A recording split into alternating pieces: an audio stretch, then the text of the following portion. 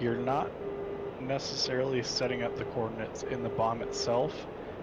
You're setting up potential coordinates on that pylon. So if we had done it the way you had loaded out originally, I think you can have up to 5 different potential targets for your bombs. You would have had to enter 2 different coordinates on one pylon, 2 different coordinates on another pylon, and when you went to drop them, you would have to drop.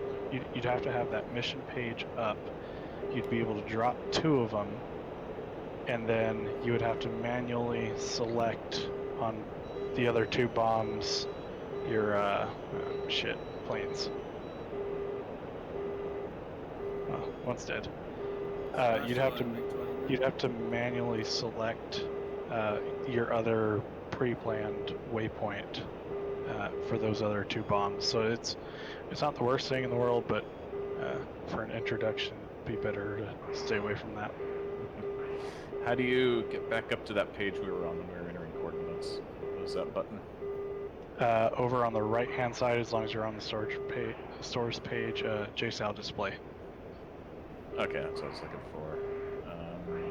And then you go into mission, and you can see at the whole top row is PP1, PP2, 3, 4, 5. Okay, yeah, I was on station 7. I needed to loop it back to station 8. That's what I wanted to do. That's what I was asking. Okay. I think you could do that from the main stores page. Yeah. Yeah. Okay, I just wanted to make sure I did it correctly and not screw anything up. No worries.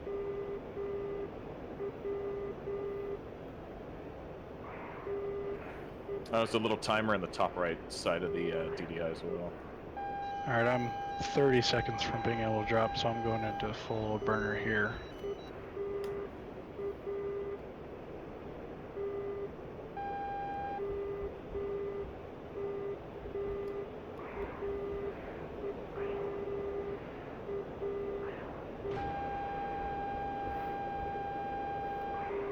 Did I get you, Anton?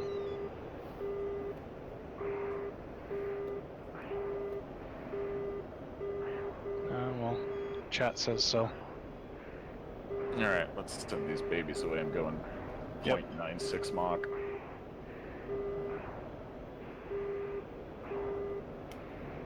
No way, I'm still on. I'm still on.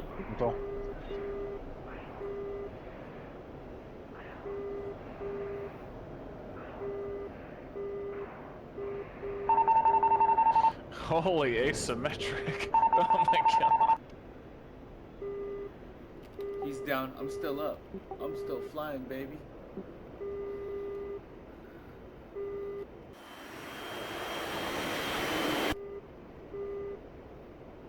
Ooh, I messed up my coordinates on one.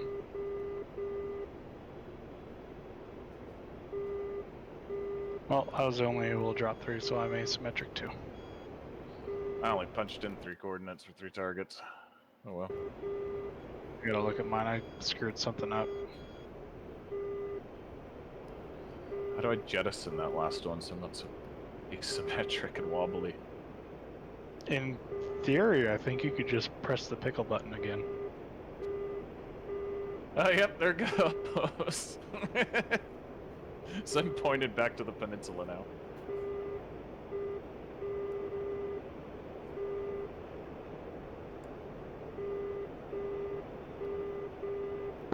This is Wonton 218 RTV back to base.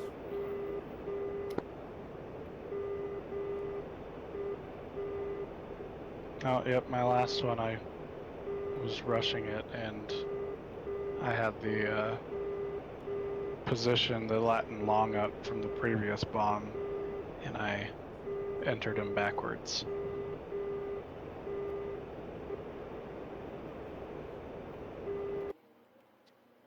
Oh, so if you don't add a position of impact, it's just gonna glide to the ground. It's just gonna nose down and fly away.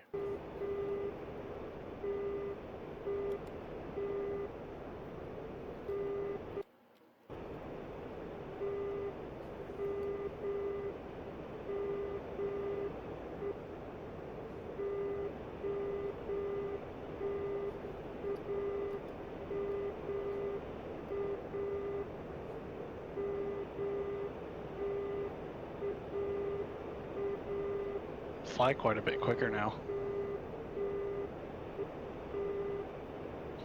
Did one of yours just hit the water?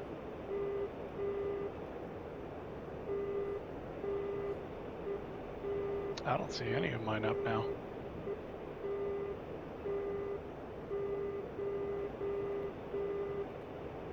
Okay, because I'd F6'd to one as it hit the water. Huh.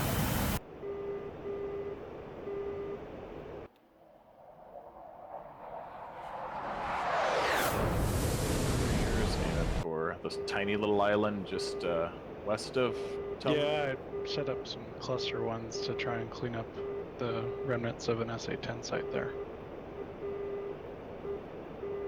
I haven't had as much luck with the cluster versions. They seem a bit buggy from time to time.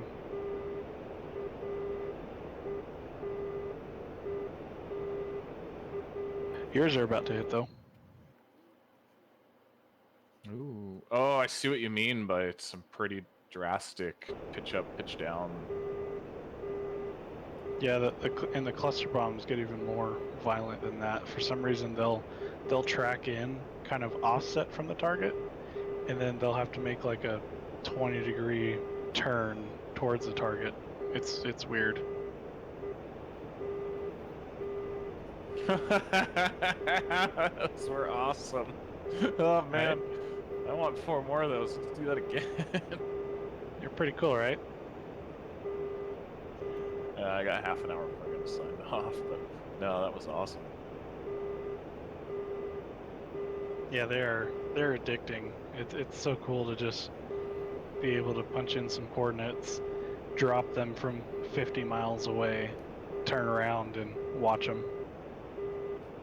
There's a lot of heads down, but what the hell was I doing? Oh, when my last squadron, when we deployed to Syria, none of our waypoints were ever saved or entered into the CDU.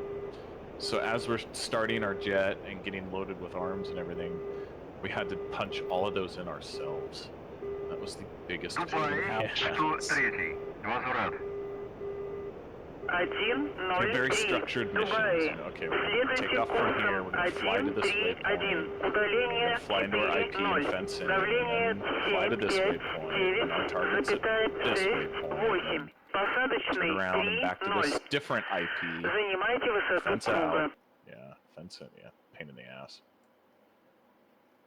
Well, since you got a little bit of time, I'm going to get you landed properly once here. I noticed in the carrier calls the other day, you were coming in hot because you didn't have full flap set. Yeah, I had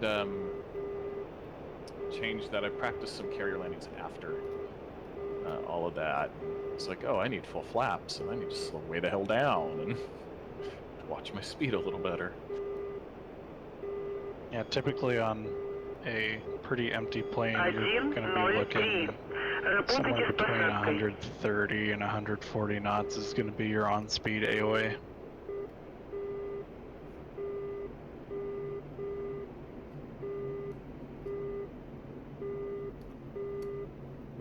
That bracket, that AOA bracket, once you've got your landing configuration set, is the thing to use for landing this plane. It's annoying to use, it takes a little getting used to, but once you kind of get a feel for it eventually, it's super easy.